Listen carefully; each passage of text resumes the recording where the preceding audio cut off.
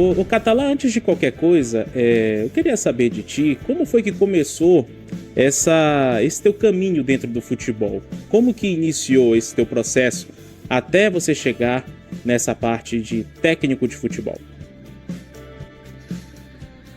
Eu acho que isso teve dentro de mim a vida toda. Eu nunca quis ser atleta, eu sempre quis ser treinador. Quando eu era garoto, aí que eu tinha 13, 14 anos, 12, eu pegava os meninos do meu bairro mais novos, levava para disputar campeonatos de futsal, campeonatos interbairros. Eu sempre tive isso dentro de mim. Obviamente que não tinha a menor ideia de como poderia ser esse caminho e o que eu precisaria fazer para ser treinador.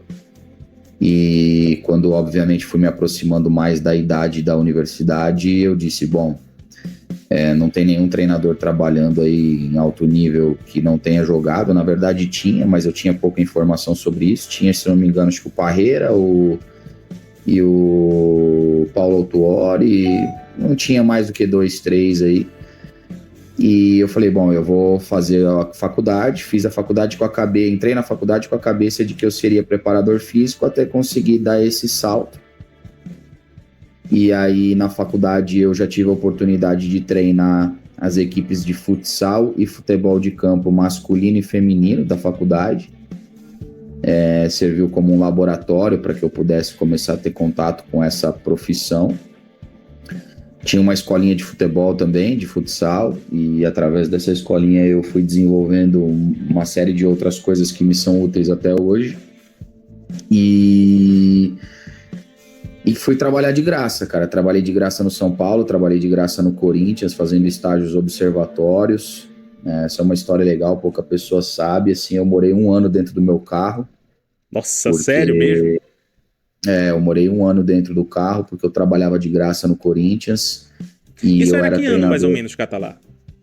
Se eu não me engano, isso foi em 2001. 2001, acho que foi 2001. Ou seja, o Corinthians tinha conquistado recentemente o título mundial nessa época, né? Sim, mas não era... Eu trabalhava lá tinha um profissional B no Corinthians, e eu trabalhava nesse profissional B. É como se fosse o time de aspirantes, mais ou menos? Isso, um intermediário entre o sub-20 e o profissional. Atletas que estouravam a idade de 20 e não tinham espaço no elenco profissional do Corinthians.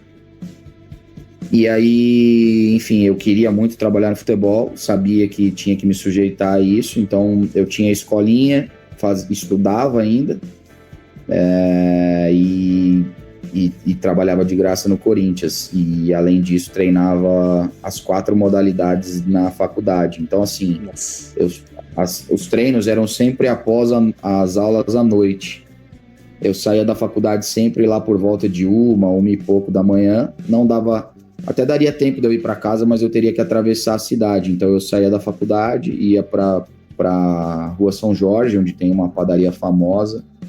Sempre jantava alguma coisa ali, parava meu carro ali que era mais seguro, dormia no carro, para logo cedo poder pegar o ônibus e treinar no que hoje é o estádio do Corinthians. Na época era o CT lá de Itaquera.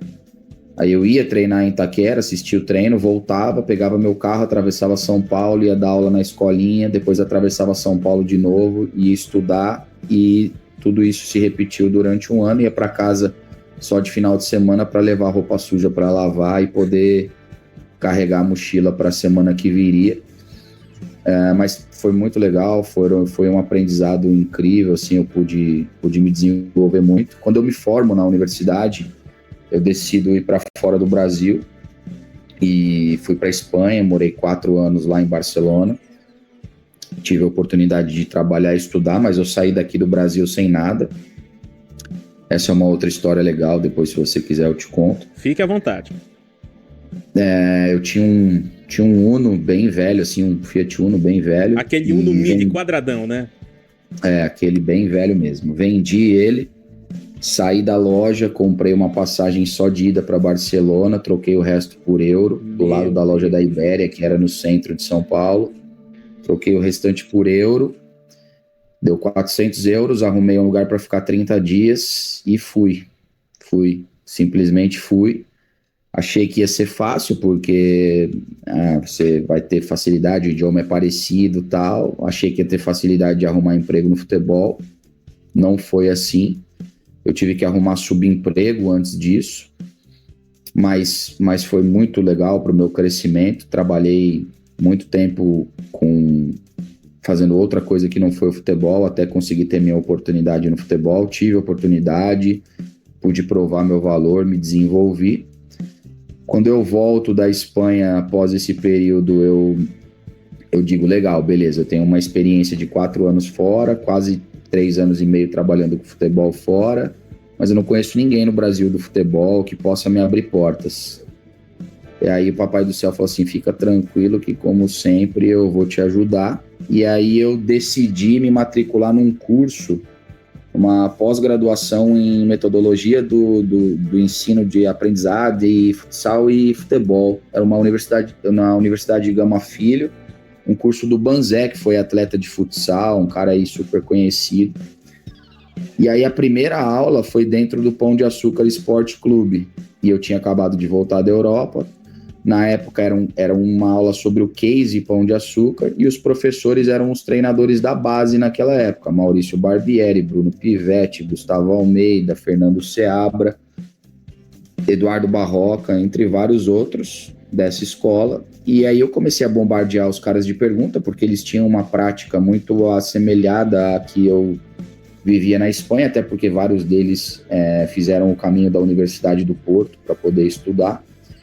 E aí, quando acabou o primeiro dia de aula, o Thiago Escuro, que hoje é CEO do Mônaco, ele encosta em mim e fala, cara, da onde você veio? Assim, suas perguntas estão muito fora da realidade da turma, pergunta de um nível muito específico.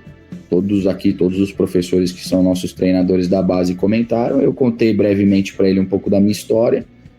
E aí ele falou assim, cara, você não quer vir trabalhar conosco? Eu não tenho nenhuma vaga de treinador aberta, mas eu gostaria de ter você aqui no nosso corpo de funcionários. E aí eu aceitei para ser coordenador do departamento de captação de atletas. Aí eu fiz isso durante um tempo, fui treinador do 14, 15, 17, fiquei lá 7 anos.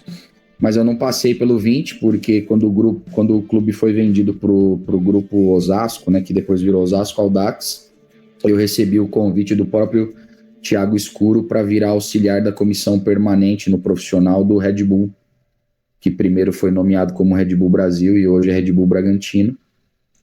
Lá eu fui auxiliar técnico no período em que o Maurício Barbieri foi treinador, que o Silas foi treinador e que o Alberto Valentim foi treinador.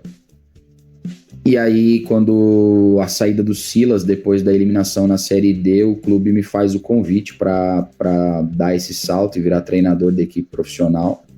E aí foi lá que eu iniciei, aí passei pelo Red Bull, passei pelo Mirassol, passei pelo Guarani, passei pelo São Bernardo, Operário, voltei ao Mirassol e até chegar ao Clube do Remo. Sintetizando, essa é a minha trajetória aí até chegar aí no futebol profissional.